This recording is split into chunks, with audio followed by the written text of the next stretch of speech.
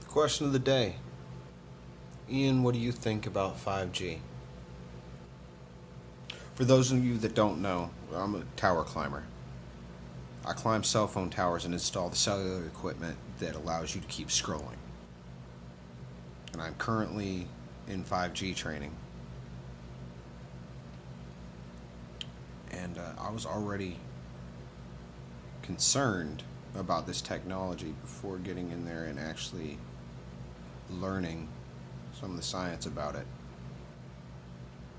So let me give you some of the science about it. The radio frequency that our towers currently emit is non-ionizing radiation with a long footprint over the ground, so it's able to dissipate and spread out. Right? It's currently being broadcast anywhere from like 1.5 to 2.5, 2.8 megahertz. Right? Up close, if you take radio frequency close, it superheats the water molecules in your brain, eyes, and testicles. Right? So it's a very real thing. You could render yourself sterile or with a splitting headache for days, or I've cooked the top of my skull and left me useless for the rest of the day.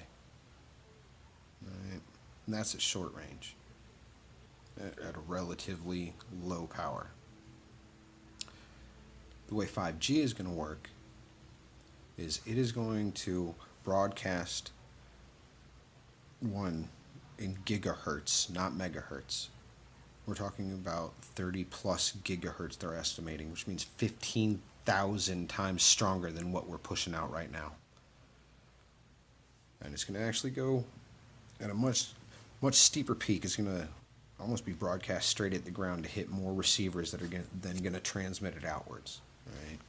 The plan is to install these small cells on like billboards and street lights, sides of buildings, in the corner of your office building or in the hallway of your apartment complex, so that they can get lightning fast speeds. Well, here's the thing. The RF that we've been broadcasting isn't really damaging to you, though they can't tell the long-term effects. But because it dissipates over distance and it's not a concentrated thing, the radio frequency we're broadcasting now has a really long wave trough. Alright? So even if you're getting hit with it, you're not absorbing a lot. That's why if I take it close range, I eat it, but you don't feel it down off the tower. It's not going to be that way with 5G. It's going to be in the corner of your office. They're talking about putting a 38 band MIMO antenna in the back of every car so that they can talk to each other and self-drive.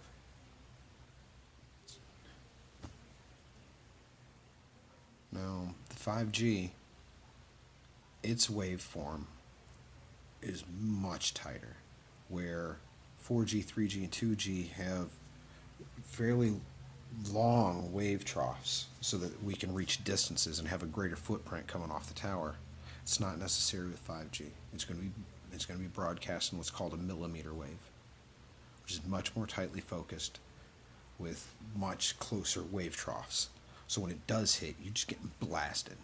And it's not miles away, hundreds of feet up on a tower anymore. It's in the corner of your office. Which means that this millimeter wave is going to be able to directly affect the cellular membranes, the bonds that hold your cells together. It's going to be in your face. It's going to be behind the back seat where your car seats are.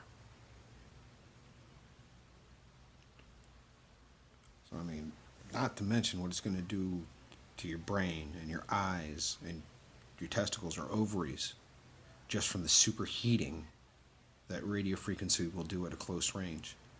But because it is so powerful, so compact and tightly beamed, it is literally going to be able to break down the bonds that hold your cells together. And that's how you get tumors. The rub of it is, America, that you're not going to know what I did to you for another 15, 20 years. And by then it's going to be too fucking late. It already is. They've got trillions tied up in this 5G push. People are screaming for faster phones. Everybody wants to be able to scroll at the speed of light. There's no stopping it. And what am I going to do, right? This is my job. You know, I got kids to take care of. I got my own chemo treatments 30 years from now that I'm going to have to deal with. So yeah, I'm going to install it. But America, I'll tell you what, I feel like I'm fixing to pull your fillings out for the gold before I put you in a gas chamber. America doesn't care. They want faster phones.